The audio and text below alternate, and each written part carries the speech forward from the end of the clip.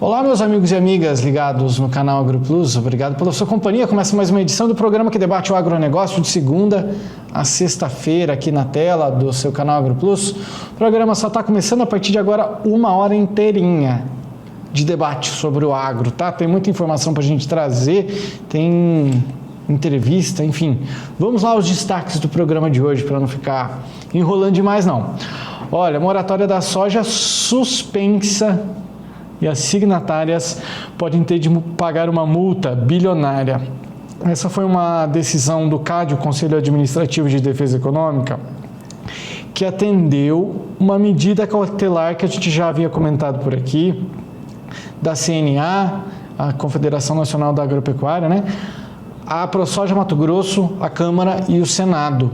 Então, a gente está vendo aí o início de um desdobramento, quem sabe aí, de um novo capítulo dessa história da moratória da soja. O Brasil está do lado agora do produtor rural, né, dos defensores do agronegócio, enfim, do agronegócio de maneira geral, que sofreu durante anos com essa prática aí que é desonrosa, né? Ela não é das melhores, não. Daqui a pouco a gente comenta sobre isso, a gente vai falar hoje também, temos uma entrevista, meus amigos, sobre essa nova busca de mercados por conta do Brasil e todos os países que foram afetados pelo tarifácio de Trump. Mais uma vez o tarifácio de Trump entrando em pauta por aqui, porque isso de fato causou um abalo em geral, né, mundo afora, por conta dessas tarifas que tornaram muitas vezes os negócios inviáveis para quem mandava seus produtos ou manda seus produtos para os Estados Unidos. E aí começou uma verdadeira corrida de busca por novos mercados. Mas essa busca por novos mercados, ela acaba sendo um pouco burocrática, porque você precisa se adaptar ao mercado que está sendo conquistado e, claro, você precisa também mostrar e aos poucos que você é digno daquele mercado para você conquistar uma fatia dele. Tem que suar, não é fácil. A gente vai ter uma entrevista com alguém que vai nos ajudar a entender para onde estão indo, né, essas empresas afetadas pelo tarifácio de Donald Trump dos Estados Unidos e como se adaptar a esses novos mercados. A gente fala hoje também sobre os países da América do Sul que estão tentando, de certa maneira, criar um fundo para preservar a floresta. E isso vai fazer deve fazer, né, com que todos paguem pela preservação. E não somente o produtor rural, que além de não poder utilizar aquela floresta, ele tem que preservar ela, né? E aí, será que é justo? Será que não é?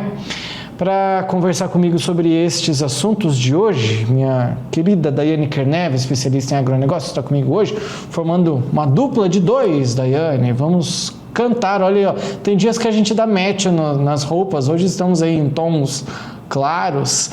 Seja bem-vinda de novo, tem assuntos importantes hoje para a gente conversar. Não ouvi, como é que é?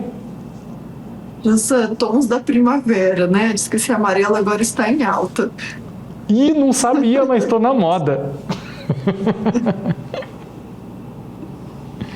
E aí, Daiane, são assuntos importantes. Os 3 assuntos hoje são importantíssimos e estão em alta, hein? É verdade, José. Muito boa noite, José. Boa noite, telespectadores. Gente, não sei qual que dá para definir como mais importante, né? Todos são. Mas, para mim, o principal de hoje é uma notícia que vem de segunda-feira, José.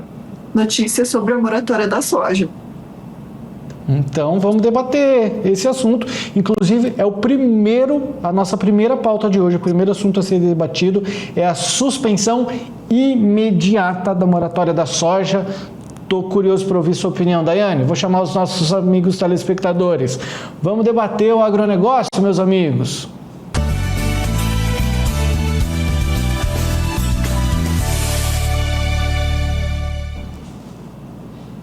Daiane Kernev, tá dando o que falar, hein?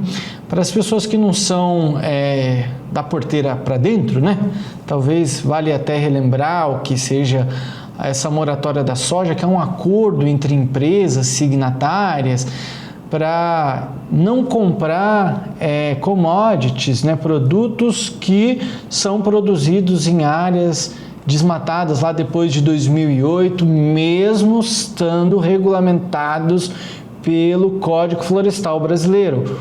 Para o Brasil está tudo ok, mas os países de fora, para baratear o nosso produto ou para impedir que a gente cresça, falam assim: não vamos todos assinar isso aqui, não vamos comprar produtos que venham de regiões aonde foi desmatado depois de tal período. Mas em outras oportunidades a gente já falou por aqui, preservar ninguém preserva, até porque não tem o que preservar, né? Mas enfim, a notícia é, o CAD, que é o Conselho Administrativo de Defesa Econômica, ele aceitou aquela medida cautelar que a gente havia até comentado por aqui, da Confederação Nacional da Agropecuária, a ProSoja, Câmara dos Deputados e Senado, que determinava a suspensão imediata da moratória da soja.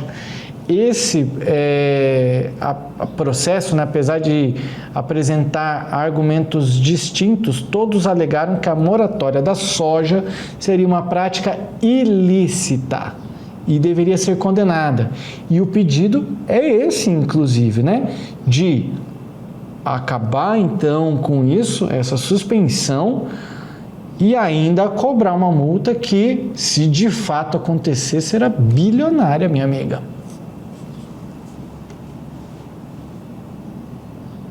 E ser um marco histórico, né, para todos os produtores rurais, principalmente para aqueles que estavam sofrendo com uma ilegalidade. Você mencionou muito bem, Jossã, um resumo de como que funciona a moratória. É um pacto entre essas empresas e o detalhe aqui, vamos colocar até um parênteses, essas empresas, elas significam mais de 90% de todo o mercado. Ou seja, é como se fosse um cartel.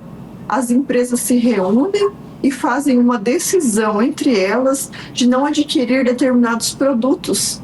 Porém, mesmo quando a empresa, aquele produtor, ele abriu legalmente, depois do Código Ambiental Brasileiro, que o Código Florestal Brasileiro veio em 2012. Ou seja, a moratória não tem mais serventia. Nós temos uma lei que já rege essas situações de abertura das áreas. Jossã, se a moratória falasse simplesmente daquelas áreas que são abertas ilegalmente, ninguém iria nem se opor. O problema é que, muitas vezes, essas pessoas e esses estados, Mato Grosso mesmo, um estado super jovem, né? E tem muitas cidades que estão em desenvolvimento ou começando a se desenvolver. Impedir que essas pessoas que têm a sua área com a possibilidade de abertura ainda, impedir que elas desenvolvam, né, a função social da sua propriedade, que traga economia, que traga trabalho, isso é um absurdo. E a gente considera isso como um cartel que impede a livre iniciativa. Por que que acontece? A gente tem até um exemplo, né, que o Lucas Costa Beber mencionou em uma entrevista, daquele produtor que plantava 3.000 hectares já há muito tempo, com área consolidada, e adquiriu uma área de 3 hectares para fazer o seu armazém. Ele foi lá, abriu uma parte legalmente, com autorização, com tudo, porém, Jossã e telespectadores, pasmem, por causa dessa abertura, dessa região, dessa micro-região, ele entrou na moratória. Ele caiu na moratória da soja. E ele foi impedido de comercializar, vender seus grãos, né, a sua soja, e também de comprar dessas empresas. Mas qual que é o problema disso? O problema é que muitas vezes ele não vai deixar de vender essa produção ou de comprar. Aí ele vai vender para aquelas empresas que não têm um respaldo, que são chamadas até de capa preta, que muitas vezes não recolhe os seus impostos e depois o produtor fica à mercê, né, dessas incertezas e muitas vezes é prejudicado, vendendo a valores abaixo do valor de mercado, sendo que, vamos falar aqui, né, já podemos até falar, Cargill entrou na moratória da soja também, porque abriu depois de 2008, uma propriedade que estava em nome deles. Então, a moratória da soja, ela basicamente é uma ilegalidade, é um cartel de empresas que muitas vezes ganhavam em cima disso, muitas vezes não. Eles sempre ganhavam em cima disso, né? Porque para eles estarem exigindo um selo, uma certificação, eles deveriam estar vendendo esses grãos mais caros. Mas esse repasse nunca chegou até o produtor rural. Esse repasse era sempre para o bolso dessas empresas. E essas mesmas empresas compravam desses outros produtores, né, muito mais barato, porque eles tinham abrido a propriedade, mesmo que legalmente, mas não estava de acordo com a moratória. Então, a moratória da soja, ela impedia a livre iniciativa. E o que aconteceu? O CAD, ele, depois dessas denúncias, ele deu uma decisão cautelar, não é final. Como se fosse uma decisão liminar antes do final do processo. Porque eles entenderam que esperar até o fim do processo iria prejudicar muito os produtores rurais que estavam nessa situação, né? Esperar até o fim do processo poderia gerar muito prejuízo econômico aos produtores rurais. Então, a decisão foi pautada em princípios, né, verídicos, fatos que estavam acontecendo e diante da demonstração de prejuízo econômico para os produtores rurais. Você mencionou a Cargill, né? E ela está entre esse grupo, né, de empresas aí que inclusive acabam surpreendendo. Daqui a pouco eu vou tentar ler, são muitas, mas eu vou tentar ler aqui o nome de todas as empresas que estão aí instauradas, né? O processo foi instaurado contra essas empresas. Daqui a pouquinho eu falo sobre elas, né? Mencionar os nomes, mas você mencionou muito bem, né? Uma medida cautelar, então até o fim do processo a gente deve esperar, mas por enquanto a moratória da soja está derrubada, né? Em nota técnica, a Superintendência Geral do Conselho Administrativo, né, de Defesa Econômica, do CAD, acusa 30 grandes empresas exportadoras de formação de cartel e a Associação Brasileira das Indústrias de Óleos Vegetais, a ABIOV, além da ANEC, que é a Associação Nacional de Exportadores de Cereais, de indução à conduta uniforme. Segundo o CAD, empresas privadas concorrentes criaram o chamado Grupo de Trabalho da Soja com a finalidade de monitorar o mercado e viabilizar um acordo que estabelecesse condições para a compra de commodities do país, né? Barateando, no caso, os produtos. Caso sejam condenadas, as multas variam de 0,1% a 20% do valor do faturamento bruto da empresa no último exercício anterior à instauração do processo administrativo. Isso varia entre 50 mil a 2 bilhões de reais. Entre 50 mil reais a 2 bilhões de reais. E vamos lá, eu vou tentar falar aqui as principais empresas, teria que falar todas, né? Mas vamos lá, uma lista que além da ABIOV e a ANEC que eu mencionei agora, eu confesso que eu fiquei surpreso com empresas que eu vi aqui, Daiane. ADM do Brasil, Agrex do Brasil, Umberg AgriBrasil Comércio de Exportações, Agrícola Alvorada, Agroamazônia Produtos Agropecuários, AgroGalaxy Participações, Agromave Insumos Agrícolas, Agropecuária Mage, Bung Alimentos, Caramuru Alimentos, Cargill, CHS Agronegócio, CJ Internacional, CJ Selecta, Cofco Internacional, Sucocítrico Cutrale, Dual Duarte Albuquerque Comércio, Engelhardt, Fiagril, que foi a Fiagril, ela tem um detalhe que depois do que você mencionou, pediu a saída da moratória da soja, né? Conveniente, né?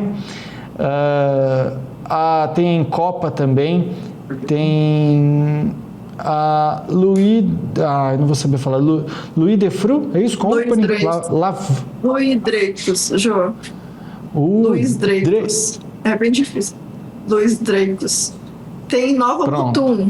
A hora que você passar por lá, você vai perceber.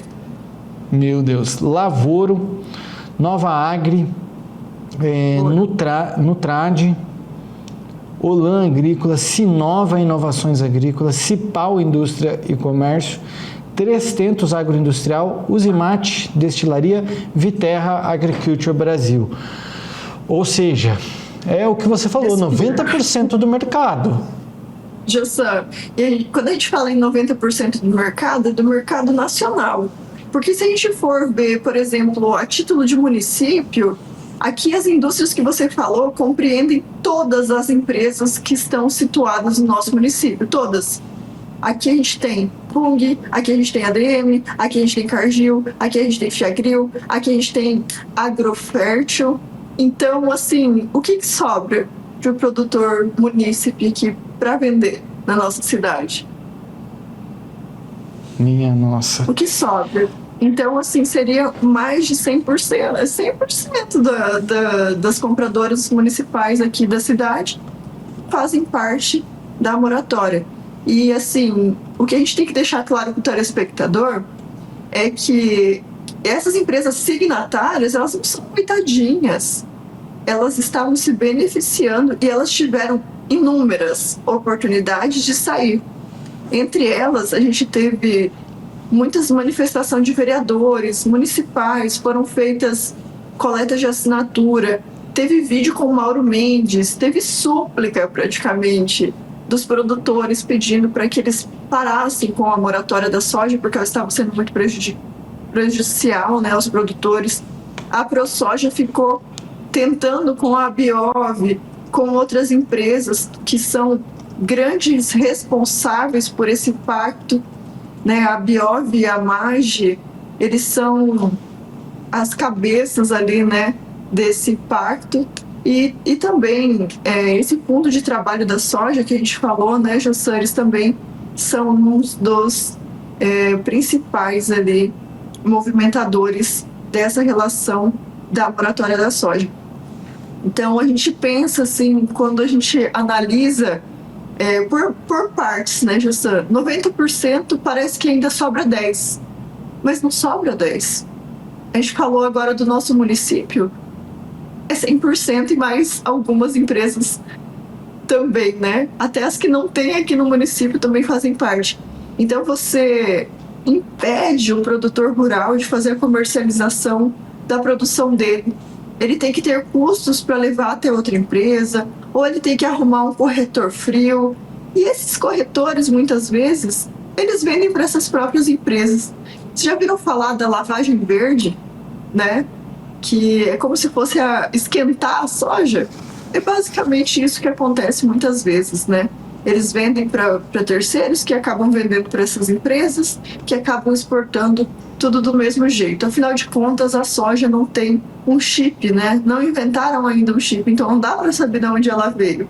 Mas na hora de vender, documentalmente, né, eles ganham um dinheiro que não é repassado para os produtores, mesmo aqueles produtores que não tem problema nenhum com a moratória. Mas o que a gente vê, eu não tenho dados aqui, mas assim, grande parte dos municípios estão afetados, principalmente novos municípios que estão em desenvolvimento.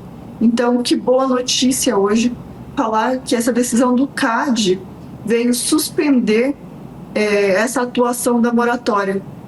O que a gente também teve na decisão, Jussan, é que esse trabalho relacionado à soja, esse grupo de trabalho da soja, ele está impedido de coletar, analisar e distribuir dados sobre plantio, sobre a soja, sobre comercialização. Eles estão impedidos, por hora também, de fazer, inclusive, qualquer análise, qualquer propagação de informação e também fazer, até esqueci o termo agora, auditoria com relação à soja. Interessante. Medida cautelar, aguardamos o fim do processo e na torcida por boas notícias ainda, né, Daiane? Com certeza, Jossam. E falar aqui que, além dessa medida do CAD, foi ingressada com uma ação de indenização judicial à ProSoja Mato Grosso, né? Teve também essa iniciativa, há alguns meses atrás, de ingressar contra essas empresas que estão causando prejuízo aí para o nosso setor. Isso aí, continuamos de olho. Daqui a pouco eu te chamo de volta. A gente vai fazer o nosso primeiro intervalo comercial de hoje. No próximo bloco, a gente tem uma entrevista para falar sobre a busca de novos mercados por conta do tarifaço. Tem empresa que teve que, se espertar aí, porque não compensa mais mandar para os Estados Unidos com tarifas de 50% e tem que buscar novos mercados, como por exemplo o mercado asiático. Porém, exigências são necessárias e é por isso que a gente vai conversar com um especialista no assunto. A gente volta já no intervalo bem rápido.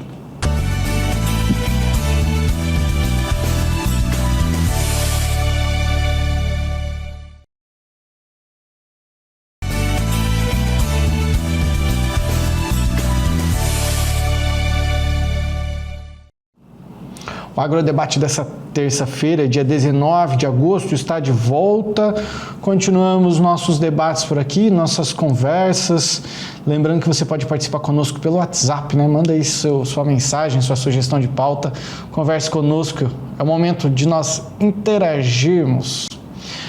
Vamos para a nossa segunda pauta de hoje, que a gente volta a falar de tarifaço, né? É incrível como que essa pauta, ela, depois de tanto tempo, começou com China lá atrás e agora ela vem se estendendo e não para. Hoje, inclusive, tiveram novos desdobramentos, daqui a pouquinho a gente vai mencionar bem rapidinho.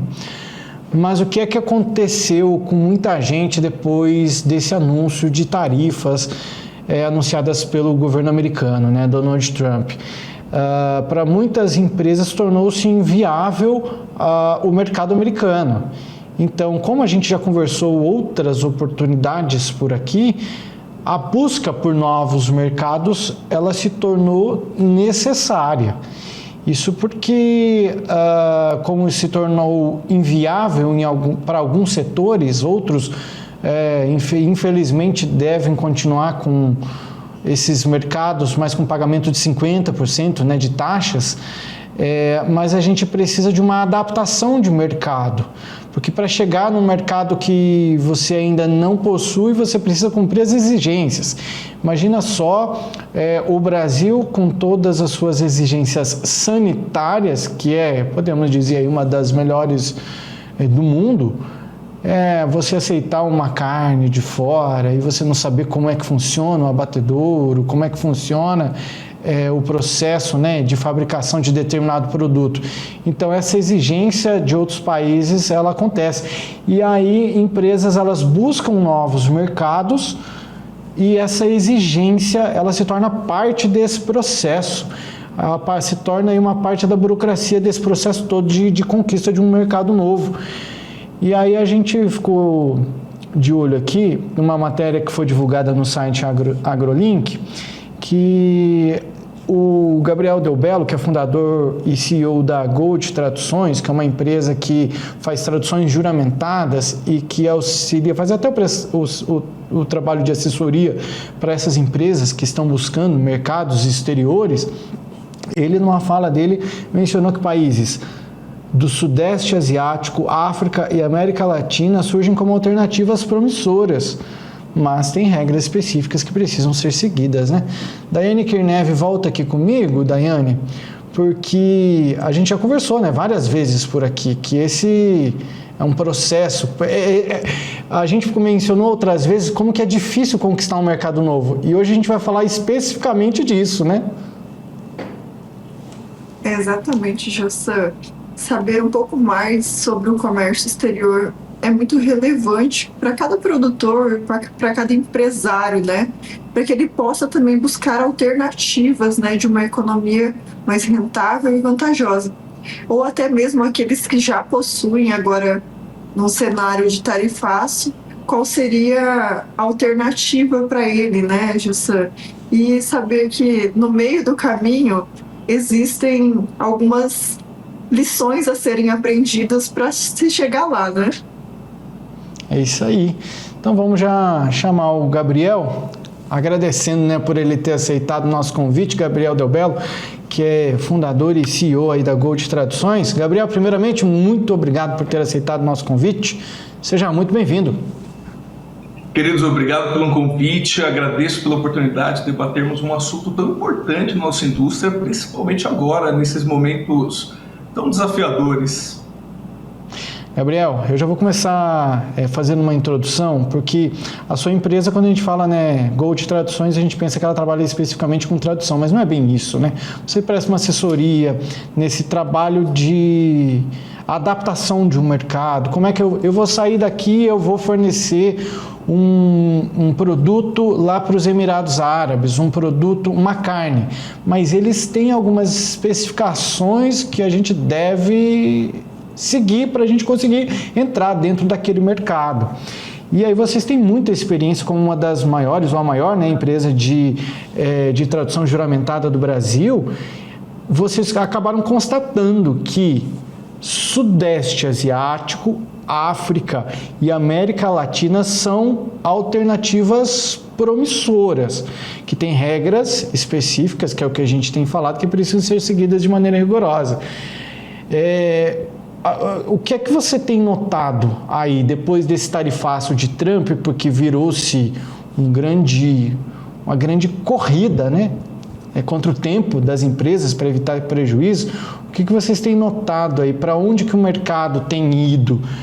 Para onde que as empresas têm buscado alternativas para não sair no prejuízo?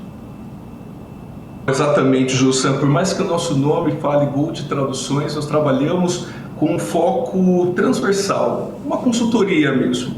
Nós traduzimos não só documentos, a gente fala que traduzimos burocracia, né? E nesse momento pós-tarifaço, estamos ajudando muitos nossos clientes a encontrar novas rotas para exportação dos produtos brasileiros. Nós temos uma vantagem aqui no Brasil, que nós já estamos acostumados com uma carga burocrática bastante extensa, o que nos deixa um pouco na frente quando a gente fala sobre regulamentações de outros lugares. Mas, mesmo assim, cada um desses países tem suas próprias regras, suas próprias burocracias, né? E como você bem disse, nós vemos aqui, principalmente entre os nossos clientes, uma busca e um interesse muito grande com países do Sudeste Asiático. Vou dar um pequeno exemplo. Temos alguns clientes que trabalham aqui com cosméticos, com insumos de cosméticos em geral, estão atingindo bastante ali Tailândia, Coreia do Sul principalmente. Essa área de cosméticos, os Estados Unidos sempre foi o grande comprador. Agora temos que encontrar outras rotas para dar vazão a esses produtos. E o Sudeste Asiático, sim, está sendo um grande alvo. Daiane.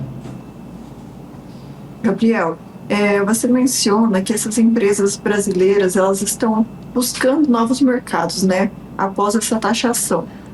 Mas quais foram os principais gatilhos que levaram a Gold Tradução a se posicionar nesse cenário? A gente já vem trabalhando principalmente nessa área de comércio já faz um tempo. A nossa atuação como tradutores sempre nos permitiu ter uma visão muito panorâmica do mercado. E quando a gente se especializou na parte de Comex, essa visão panorâmica a gente também trouxe para a questão burocrática regulatória. Então, quando se fez necessário... Bom, essa atuação a gente sempre teve com os nossos clientes, com nossos clientes que temos aqui internos, mas quando se fez necessário realmente repensar os novos mercados, nossa atuação ficou ainda mais forte. O que antes, para os clientes que tínhamos antes, o que nós fazíamos era uma parte basicamente burocrática, começou a ser uma atuação estratégica. Entender as necessidades de outros países e outros mercados já não virou uma coisa só dos assuntos regulatórios, virou uma parte do departamento de growth mesmo, de como que nós vamos crescer e expandir para esses lados. Então, dentro disso, nós entramos bastante forte e estamos bastante contentes com essa atuação. Inclusive, o Sudoeste Asiático foi citado por vocês como um destino, né? E como oportunidade. Eu gostaria que vocês mencionassem quais seriam as oportunidades dessa região para o mercado brasileiro. Como falando no Sudeste Asiático, nós aqui estamos vendo um fluxo bastante interessante em carnes, cosméticos, como eu disse, principalmente carne e cosméticos com os clientes que nós trabalhamos aqui atualmente. Mas indústrias um pouco mais pesadas, como do alumínio, que também está com uma carga tributária muito alta nos Estados Unidos, está começando a olhar para esses lados. Claro, eles já têm uma presença chinesa muito grande. A presença chinesa nessa área de ferros, né, de alumínio e tudo mais, na Ásia é da China, mas a indústria brasileira está chegando por ali também.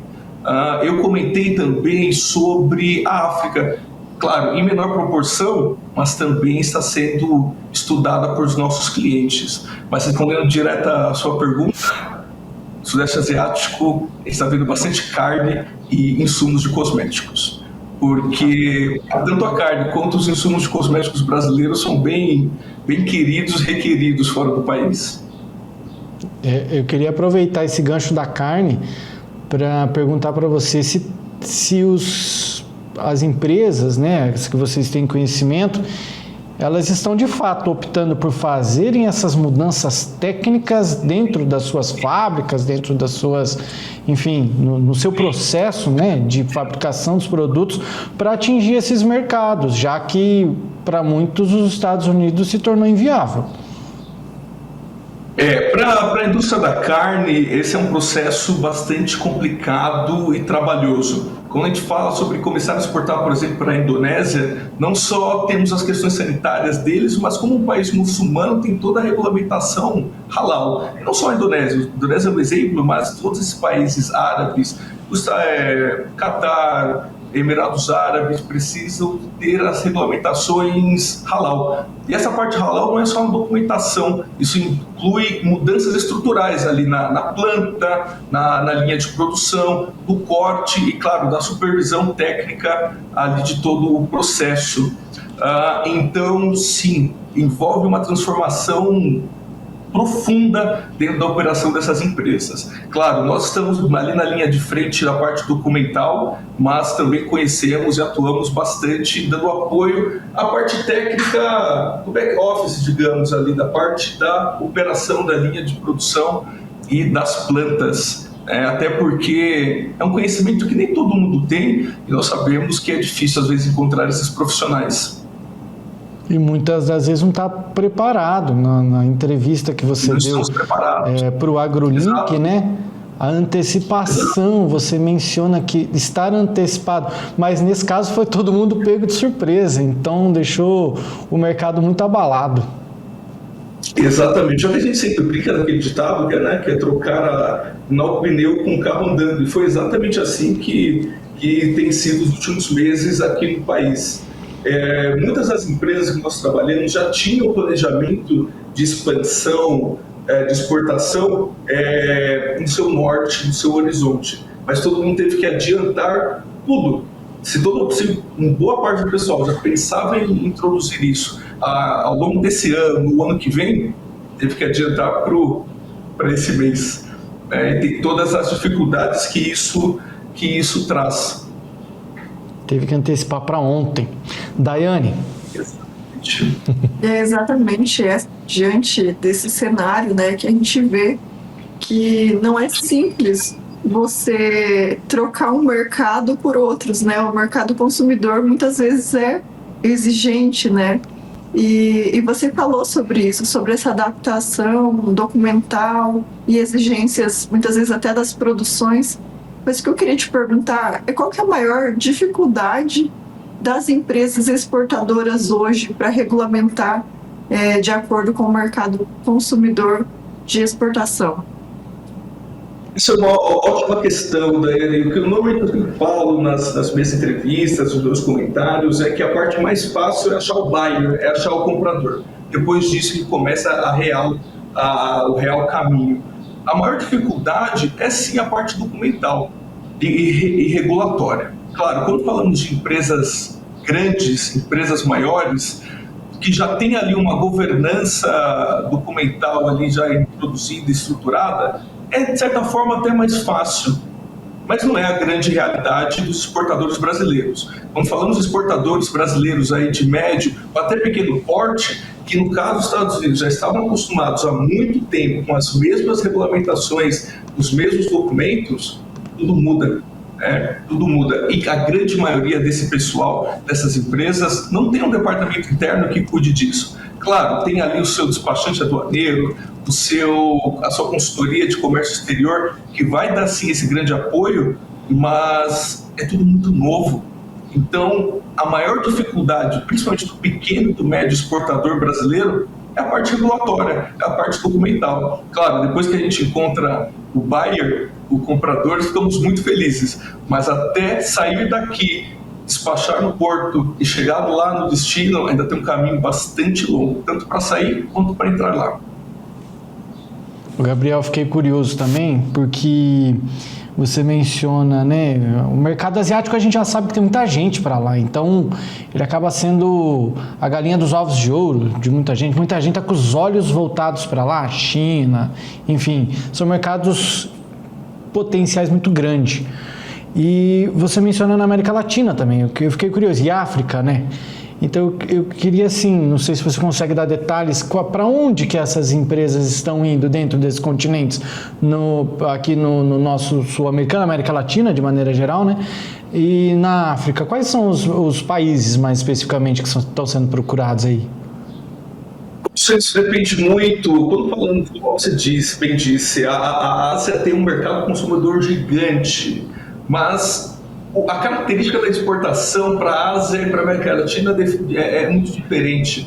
Nós já temos um histórico muito grande, por exemplo, exportação de carne para a China, mas, por exemplo, outro exemplo que eu dei da parte de cosméticos, já nem tanto. A parte de alumínio agora também está aumentando. Mas esses mesmos produtos para a América Latina aqui já é um percentual menor. No último mês, eu não lembro a porcentagem certa, aqui não tenho o número, mas nossas exportações para a Argentina de carne aumentaram muito, muito mesmo. E nós vemos também para outros países aqui da América do Sul essa mesma rota. Claro, são dois estilos com muito potencial, mas que diferem muito no tipo de exportação. Só para dar mais um exemplo, temos uma grande dificuldade aqui com os exportadores brasileiros de produtos finalizados, como por exemplo móveis, ou continuando com cosméticos, que essa semana eu estou trabalhando bastante cosméticos, de quem já faz produtos finalizados, de exportar isso direto para a Ásia. Agora, esses produtos finalizados estão sim tendo maior penetração dos nossos vizinhos aqui do lado. Porque da mesma forma que eles também tinham um comércio maior com os Estados Unidos, perderam. E para nós é uma grande oportunidade de expandirmos nossa presença ali. A Argentina é um grande parceiro comercial, sempre foi. Está se mostrando nas últimas semanas, nos últimos meses, com potencial de uma expansão ainda maior. A gente vê na Argentina uma recuperação também econômica que apoia essa estratégia nossa. Mas fora da Argentina, eu também diria que Chile está sendo um grande destino de exportações aqui nacionais. E hoje eu estava trabalhando com um pessoal que está mandando algumas coisas para a Colômbia. Mas essa é uma grande questão. Aqui na América do Sul nós temos um grandíssimo potencial que eu ainda sinto que é pouco explorado. E é pouco explorado porque, claro, os mercados exteriores, digamos, são financeiramente mais rentáveis. Mas nesse contexto agora, é sim um bom destino. E quando falamos na parte documental, na parte regulatória, fica ainda melhor. Por conta do Mercosul, nossos vizinhos aqui, Argentina, Bolívia, Chile, Colômbia, quando fazemos negócios, comércio direto com eles, temos uma carga burocrática documental muito mais simplificada. Se por um lado nós temos margens, nossos clientes têm margens menores com esses clientes, tem uma escoação também um pouco mais rápida e simplificada. Muito bem. Daiane? Aproveitando a sua resposta, Gabriel. Não é que eu queira fazer uma enxurrada de perguntas, mas gera muita curiosidade aqui pra gente, né? E a gente falando sobre as exportações, a gente tem esse receio agora pela quebra desse mercado norte-americano, né? E buscando novas alternativas. Eu ia perguntar especificadamente se existe um critério que seja padrão assim para as exportações, documental e regulatório. E a segunda pergunta é quanto tempo uma empresa leva a partir do momento que ela consegue um novo mercado até ela conseguir finalizar essa regulamentação em média, assim, porque claro, cada mercado é uma exigência, né? Mas pra gente ter uma noção média. Olha, nós trabalhamos aqui com uma média de 2 meses. A partir do momento que a rota foi identificada, os buyers também já estão ali identificados, os invoices já estão prontos, a operacionalização disso leva de 1 a 2 meses. Claro, essa primeira operacionalização é um pouquinho, sim, mais dilatada, mais extensa. É novo, é um lugar novo, são documentos novos, mas depois dessa primeira etapa, os próximos lotes são muito mais tranquilos. Então, respondendo de forma direta, 1 a 2 meses, Daiane, porque, claro, esse 1 a 2 meses vai ter a diferença aí de cada lugar. De novo, lugares aqui próximos, ou que já temos uma habitualidade comercial maior, Europa, por exemplo, isso vai ser muito mais rápido. Mas vamos agora um pessoal mandando coisa para Indonésia. É um pouquinho mais complicado até entender como são as necessidades lá da ponta de lá e da ponta daqui. E respondendo a sua primeira pergunta sobre a carga burocrática brasileira, nesse um mês e pouco também inclui a parte nacional. Nós temos que lembrar que temos aqui no Brasil 17 órgãos anuentes que trabalham, que estão diretamente ligados à importação e exportação.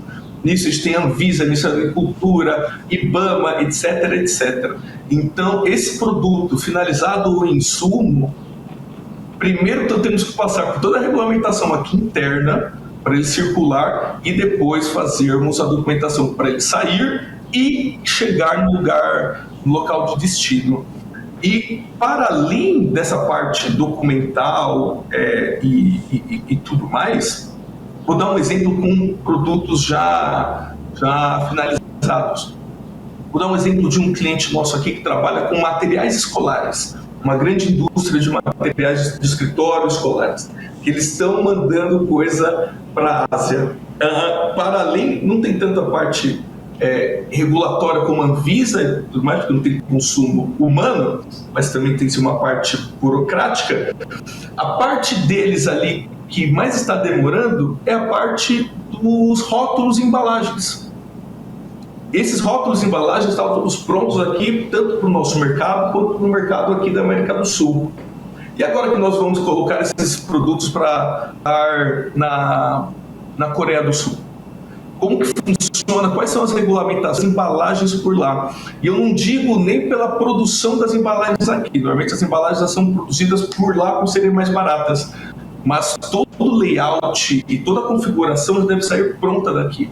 Só para dar um exemplo, na Coreia do Sul, produtos importados precisam ter rótulos bilíngues. Esses rótulos bilíngues precisam ter exatamente os mesmos dizeres, tanto em catalão quanto em inglês. Também mostrar os certificados aqui do país, os certificados de saída, de origem, etc, etc.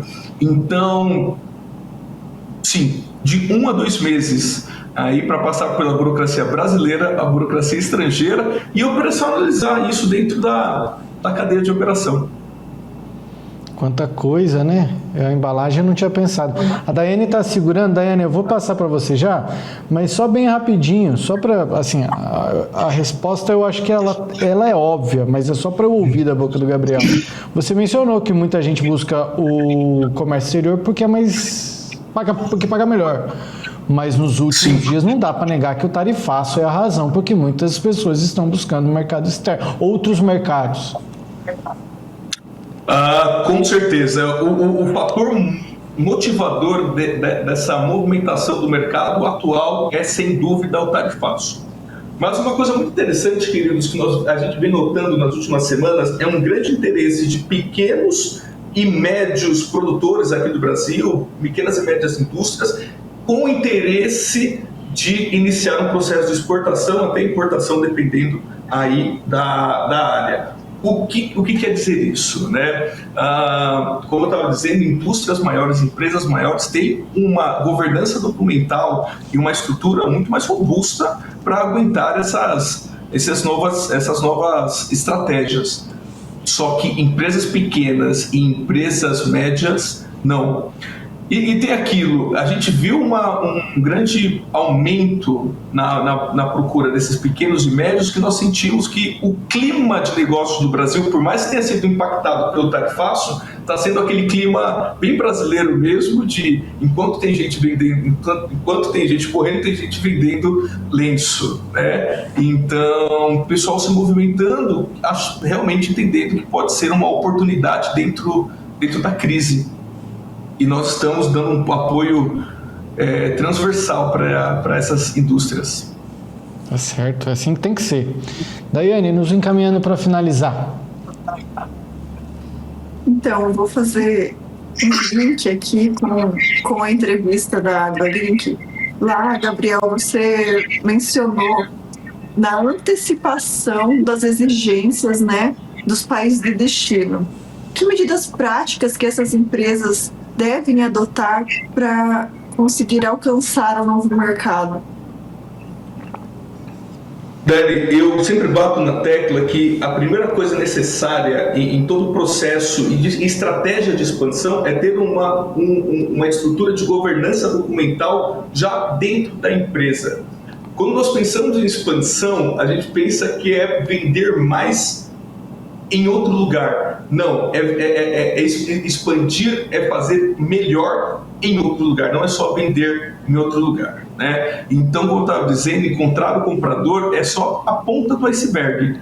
Então, a minha primeira sugestão para os nossos colegas empresários, pequenos, médios, até os grandes, que tenham essa pretensão de expansão internacional, é primeiro olhar para dentro para pensar na estrutura documental mesmo, entender se temos um departamento aqui que saiba navegar pelas burocracias brasileiras. Claro, temos aqui nossos parceiros de despachante aduaneiro, de consultoria de Comex, que podem dar, sim, um grande apoio, mas mesmo com esse apoio externo, é muito importante ter de forma interna um conhecimento de como navegar com essas burocracias. Essas burocracias, às vezes, são barreiras que desmotivam.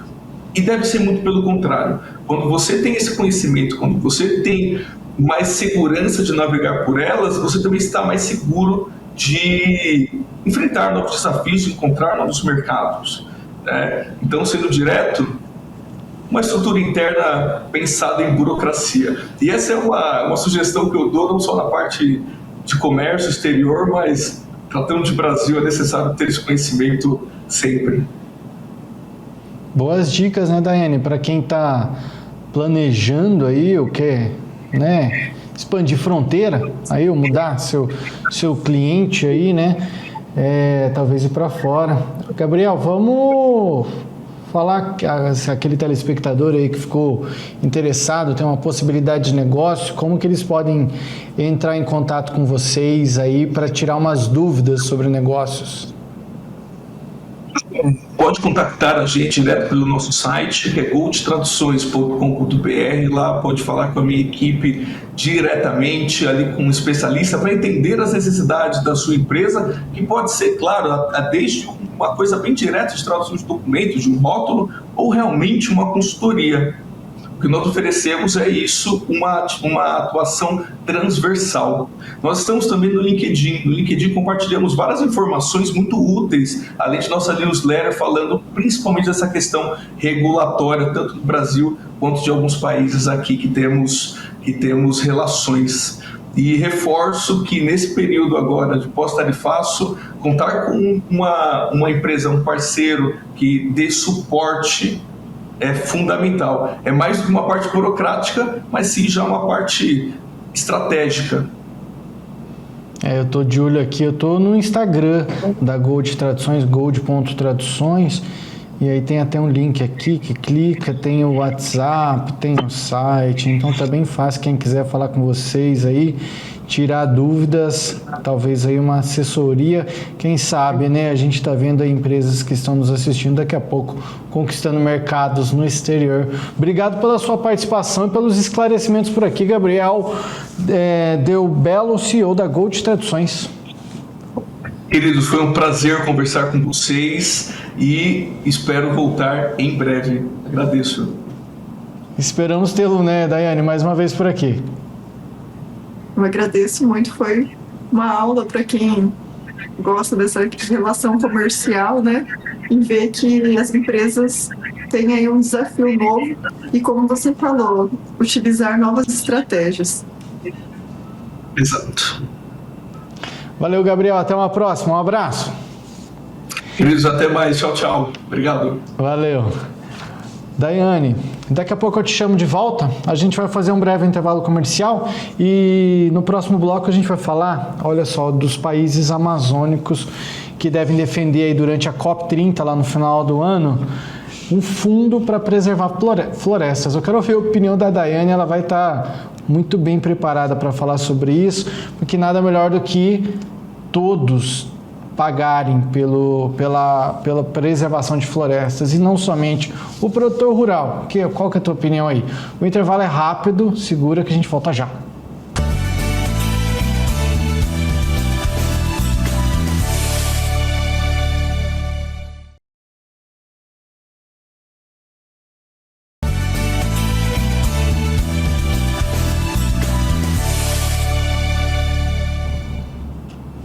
Agora o debate dessa terça-feira, dia 19, está de volta. Obrigado a você que continua conosco.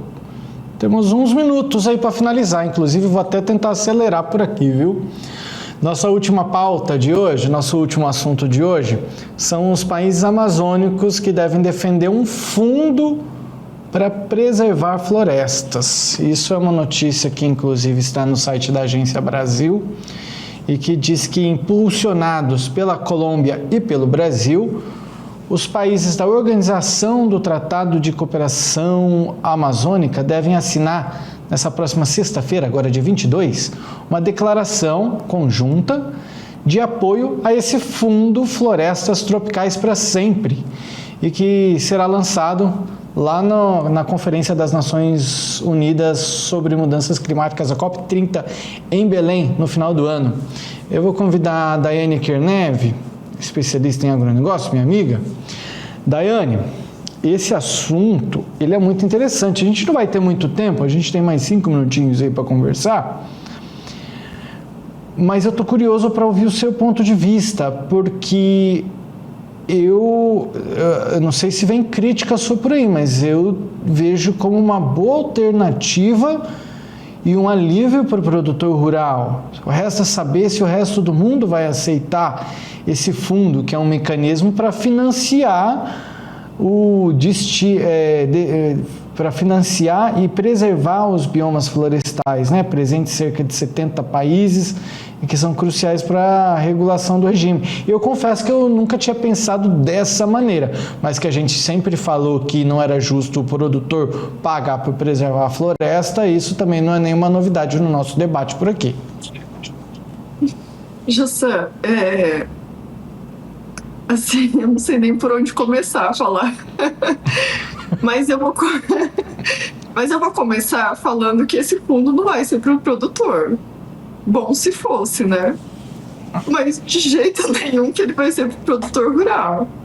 É um fundo de preservação, que bom se fosse para aqueles que preservam. Acharia super maravilhoso, justo, para aqueles que preservam, né? As suas florestas permanentes, que tenham esse recurso destinado à manutenção, porque é caro também preservar, né? Tem o custo. Então, que fosse destinado a esses produtores. Porém, infelizmente, não será, né? Não tem nada de expectativas.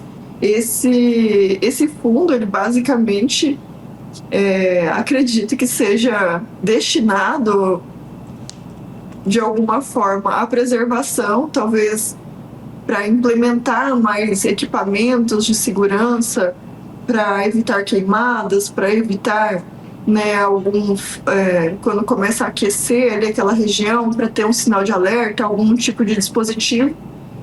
Ele será muito bom se ele puder ser auditado, se ele for utilizado para esse mesmo sentido. O problema é que no Brasil, muitas vezes, eles abrem esses fundos e não utilizam e não fazem com que o recurso seja destinado para efetivamente cumprir com o seu objetivo. Esse é o grande problema. Quando você começou a falar, que bons os produtores... Jamais os produtores nesse sentido vão Daiane, entrar eu vejo as jogo. coisas pelo bom lado, eu sou muito bonzinho. E aí eu já vejo assim, ó, como um primeiro passo, na minha opinião, é um primeiro passo bem dado já.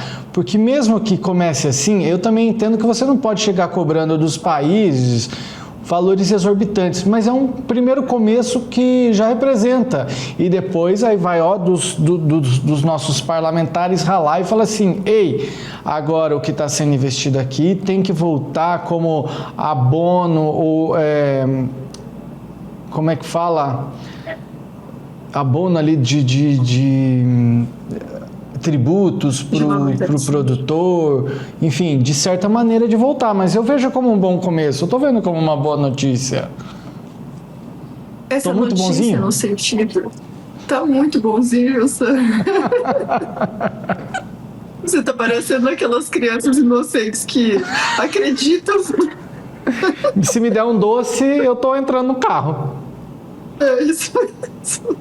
Mas a ideia não é mágica, ela precisa ser amadurecida, porém, hoje não consigo ver com esses olhos, são bons olhos, né? Mas, assim, nesse sentido, Jossan, esse fundo, ele já foi cobrado em outros eventos de sustentabilidade e eu vejo até, em partes, isso como bom. Porque, assim, somos cobrados para preservar algo enquanto outros países já se desenvolveram. Então, tudo deveria ter uma retribuição, uma contrapartida. Então, meu produto que tem reserva legal tem que custar mais caro. A minha indústria que não está emitindo tanto CO2 ou dióxido, ela teria que ter um respaldo, uma contrapartida nesse sentido, como se fosse uma retribuição, né? Nem que seja, igual você falou, por imposto ou por renda mesmo, ter um valor agregado a esses produtos que são sustentáveis. Porque, assim, quer que a gente faça algo, mas vai pagar o quê em troca disso, né? Porque tudo é um negócio, né, Jossan? Eles querem comprar um produto assim, sem desmatamento, com reservas, né, permanentes, e a gente vai receber o que mais por isso, né? Porque outros países estão plantando em regiões que eles desmataram tudo, 100% das áreas que são agricultáveis. As reservas deles são em áreas que não são agricultáveis. Então, essa é uma grande diferença, né? Então, vai pagar o que por isso? Vamos voltar a conversar sobre isso amanhã, eu quero conversar mais ainda. Porque por hoje acabou. Obrigado por hoje, Daiane Neves, minha especialista em agronegócios, aqui por mais um dia aqui conosco. Obrigada, Jossan. Obrigada a você, telespectadores. Tenham todos uma boa noite e um beijo para a Lavínia, um beijo para o Pietro. Aí, beijo para a Lavínia e beijo para o Pietro. Valeu então, Daiane. Até amanhã. Boa noite. A você, telespectador, obrigado pela sua companhia. Amanhã a gente está de volta. Tchau.